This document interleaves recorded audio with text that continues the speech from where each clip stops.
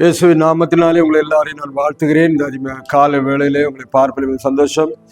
தீனமர்லோக சுவார்த்தையிலே இன்றைக்கு ஒரு புதிய வார்த்தை நான் சொல்லி உங்களுக்கு ஆட்சேபிக்கிறேன். ஏசாயா எழுதின தீர்க்கதரிசன புஸ்தகம் 52 அதிகாரம் 12 வசனத்தின் பிற்பகுதி இவ்வாறு சொல்லுகிறது. ஏசாயா 52:12 பிற்பகுதி, கர்த்தர் உங்கள் முன்னே போவார், இஸ்ரவேலின் தேவன் உங்களை பிறகே உங்களை காக்கிறவராயிருக்கிறார். கர்த்தர் உங்கள் முன்னே போவார் முதல்ல. இரண்டாவது, இஸ்ரவேலின் தேவன் உங்கள் பிறகே உங்களை காக்கிறவராயிருக்கிறார். பின்னாடி காப்பார், முன்னே நடத்துவார். இந்த அதிகாரத்தை நாம் வாசிக்கும் போது இந்த இஸ்ரவேல் ஜனம் பாபிலோன்ல அடிமையா இருக்கும் பொழுது, ஒரு 70 வருஷம் அங்க இருந்தாங்க. அப்பொழுது அடிமையா இருக்கும்போது எழுதப்பட்டதான ஒரு புஸ்தகம், எழுதப்பட்டதான ஒரு காரியங்க இருக்குது. என்ன எழுதியிருக்கிறது? நீங்க அடிமைத்தனத்தில் இருந்தீங்க, இனி கர்த்தர் உங்களை அடிமைத்தனத்தை விட்டு மாற்றுவார். தவறு செய்து பொழுது அவங்களுக்கு தண்டனை கிடைக்கும், தண்டனை முடிஞ்சிடும். ஆயுசு நாள் ஃபுல்லா தண்டனையா இருக்காது, அது முடிஞ்சிடும். அப்போ அந்த தண்டனை முடியப்படும் பொழுது மறுபடியும் கர்த்தர் உங்களை எழுப்புவார், உங்களை நடத்துவார், உங்களை கட்டுவார். இப்படி பல வசனங்கள் இருக்குது. அதுல தான் ஒரு வசனம், அதுல நீங்க புறப்பட்டு போவீங்க, மறுபடியும் புறப்பட்டு உங்க சொந்த இடத்துக்கு போவீங்கன்னு சொல்லி வசனங்கள் இருந்தாலும், இந்த வசனத்தை என்ன சொல்ல வர்ற? கர்த்தர் உங்களுக்கு முன்னே போவார், மறுபடியும் உங்களை எழுப்பி உங்களை வழி நடத்தி கொண்டு போவார். முன்னாடி எப்படி போகணுங்கிறத காட்டுவார். அதுக்கப்புறம் பின்னாடி உங்களை பாதுகாப்பார். பின்னாடி எவ்வளவு வந்து டிஸ்டர்ப் பண்ணாதபடி பாதுகாப்பார். அதுதான் இங்க சொல்லப்பட்டு, ஆண்டவர் முன்னும் பின்னும் காக்கிற தேவன், முன்னே நடத்தி செல்கிறது, பின்னே. இதுதான் இந்த பல ஏற்பாடு நாட்கள்ல நான் பார்க்கிறோம். ஸோ நீங்க நம்ம எகிப்திலிருந்து அவங்க புறப்பட்டு வரும் பொழுது பார்த்தீங்கன்னா, இஸ்ரவேல் லட்சக்கணக்கான பெருசல் ஸ்திரீகள் எல்லாம் புறப்பட்டு வராங்க. இவர்கள் காலாட்களோடு பாருங்க, ஆடு மாடுகளோடு நடந்து வராங்க. ரொம்ப வேகமா எல்லாம் வர முடியாது, ரொம்ப ஸ்லோவா தான் வராங்க. ஆனாலும் செங்கடலுக்குள்ளே அவள் வந்த பொழுது நடந்த விஷயத்தை நமக்கு தெரியும். செங்கடல்ல அவர் உள்ள வந்த பொழுது எகிப்தின் சேனை புறப்பட்டு வந்து அவங்களை தாக்குறதுக்கு, திருப்பி கொண்டு போறதுக்கு வருது. ரதங்களும் குதிரைகள் வரும்போது முன்னாலே சென்ற தூதன் பாருங்க காப்பாற்று பின்னாடி வந்தாருன்னு போட்டு, அவர்கள் பின்னாடி வந்து இந்த ரதங்களையும் ஜனங்களையும் சேர விடாதபடிக்கு அவருடைய அச்சாணிகளை எல்லாம் கலத்தி போட்டுட்டு இருந்தாங்க. எல்லாத்தையும் சேர விடாதபடி. ஏன்னா இந்த ஜனங்கள் போய் சேர்றது, வெளியே போறது வரையிலும், செங்கடலை கடக்கிறது வரையிலும் அப்படி செஞ்சார். அதுதான் இங்க வாசிக்கிறோம். கொடுத்துரும், கர்த்தர் உங்களுக்கு முன்னாலே சரியான வழிகாட்டும்படி போவார், அதே போல பின்னாடி உங்களை பாதுகாப்பார். 2 காரியத்தை தான் சொல்லப்படும். கர்த்தர் உங்கள் முன்னே போவார், இஸ்ரவேலின் தேவன் உங்கள் பிறகே உங்களை காக்கிறவார். ஆண்டவர் தான் அப்படி செய்ய முடியும், வேற யாரும் செய்ய முடியும். நான் உங்களை அப்படி செய்வேன் இப்படி செய்வேன்னு சொல்ல ஒன்றும் கிட்ட வரமாட்டான்.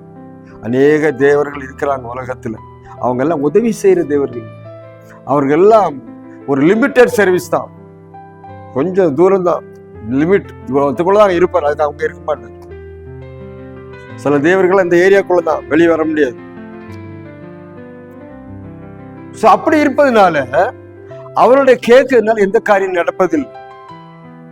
அப்படியானால் முன்னாலே பாதுகாத்து சரியான வழி நடத்துறவர். இப்ப இஸ்ரவேல் ஜனங்கள் எல்லாம் வரும்போது சரியான வழி நடத்தினாரான், உங்களுக்கு தெரியுமா? செங்கடல் பாதையில் நடத்தினாரு. ஆனா அன்னைக்கு எல்லாரும் பரியாசம் பண்ணாங்க, போயும் கடலுக்குள்ள கூட்டிட்டு போறாரு அவ்வளவுதான் சொல்லி. அவர் செங்கடல் நடத்தினதே எதுக்கு தெரியுமா? பார்வோன் சேனையும் அவருடைய ரதங்களை எல்லாம் தண்ணிக்குள்ள அமுக்கிறதுக்காக தான் அங்க அந்த வழி நடத்தினார். இவன் வருவான்னு தெரியும் ஆண்டவர், இவன் துரத்துவான்னு ஜனங்களுக்கு தெரியாது. ஆனா ஜனங்களுக்கு என்ன தெரியும்? இவர் சரியான வழியில் நடத்தலன்னு மற்ற ஜனங்கள்லாம் பேசிட்டு இருக்காங்க. ஆனாலும் கர்த்தர் முன் சென்றார், அவர் நடத்தின வழிகள் பொதுவாக அதே போலதான் இன்றைக்கு நம்மையும் கர்த்தர் நடத்துறாரு. ஏன் இந்த பாதையில வந்தோம்? ஏன் நமக்கு இவ்வளவு கஷ்டம்? உங்களை சரியான பாதையில் நடத்தி கொண்டிருக்கிறார். அந்த பாதையில் நடந்தா தான் நீங்க கர்த்தருக்கு உண்மையா இருக்க முடியும். எப்போதுமே எல்லாம் சொகுசா இருக்கணும், எல்லாம் கேட்டதெல்லாம் கிடைக்கணும், நினைச்சதெல்லாம் வாங்கணும், இப்படி எல்லாம் ஆடம்பரமா ஜீவிக்கணும்னு நினைச்சீங்கன்னா அது கர்த்தரால் நடத்தப்படுகிறது அல்ல. ஸோ அதனால தேவன் நம்ம நடத்த வேண்டிய வழியில நடத்துறார். அன்றைக்கு இஸ்ரவேல் எப்படி நடத்தினாரோ இன்றைக்கு ஆவிக்குரிய இஸ்ரவேல் நம்மையும் அப்படிப்பட்ட பாதையிலே முன்னாலே செல்கிறார். இயேசு ராஜா முன்னே செல்கிறார். ஓசன்னா கீதம் பாடுவோம்னு பாட்டு பாடுறோம். அப்போ ஆண்டவர் நம்ம இந்த வருஷத்துல கூட அவர் முன்னே நடத்தி கொண்டு போகிறார். அது மாத்திரமில்லை, பின்னாடி நம்மை பாதுகாக்கிறார்.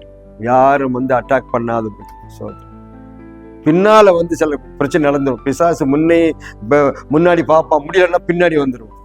பின்னாடி இவங்களை ஏதாவது பண்ணி பின்னால் இழுத்து போடலாம்னு நினைப்பான். இப்ப கர்த்தருக்கு நீ முன்ன போகும்போது பின்னாடி பிடிச்சு இழுப்பான் பிசாசு. அப்படி இல்லைன்னா முன்னாடி தள்ளி விடுவான். பயங்கரமான காரியங்கள்லாம் செய்வான். சாணபடினாலா கர்த்தர் முன்னும் பின்னும் காக்கிறவராய், முன்னாலே போனால் வழி நடத்துகிறது, பின்னாலே வந்தால் காக்கிறது. இந்த ரெண்டு காரியத்தையும் எப்படி இஸ்ரவேல் மக்கள் பண்ணாங்களோ இன்றைக்கு அதே போல உங்க வாழ்க்கையிலையும் பண்ணுவார். தெரியுமா உங்களுக்கு? எந்த திசையில போறதுன்னு தெரியாம இருக்கீங்களா? கர்த்தரை கேளுங்க, சரியான வழியில கொண்டு போவோம். எனக்கு பாதுகாப்பு இல்லைன்னு சொல்றீங்களா? பின்னாடி பிசாசு துரத்துறானா?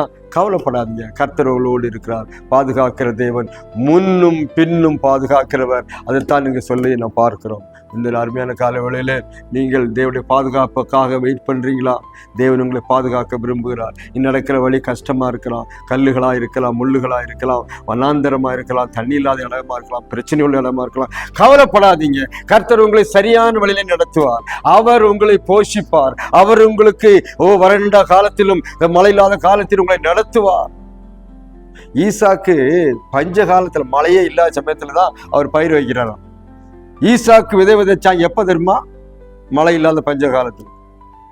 அப்பொழுது அவனுக்கு 100க்கு 100 மடங்கு அறுவடையை கொடுத்தார் என்று வேதத்துல வாசிக்கிறோம். அதே தான் இன்றைக்கும் எல்லா பக்கமும் அடைச்சிருக்கும், எல்லா பக்கமும். ஆனா கர்த்தருடைய பிள்ளைகளுக்கும் ஒரு நன்மையும் குறைபடாது.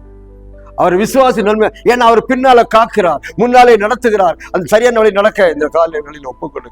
நான் அந்த நடப்பேன் ஆண்டவரே, உமக்காக ஓடுவேன், நீ நடத்துகிற பாதையில் நடத்துவேன். எப்ப பார்த்தாலும் எனக்கு கேட்கறதெல்லாம் கிடைச்சிடணும்னு இல்லை, ஆனாலும் கிடைக்காம போனாலும் நான் உண்மை பின்பற்றுவேன்.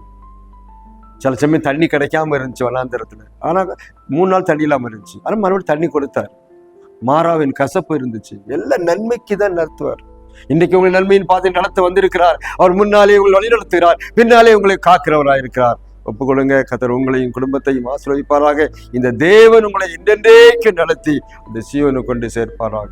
கர்த்தர் உங்களை குடும்பத்தை ஆசீர்வதிப்பாராக. ஆமென்.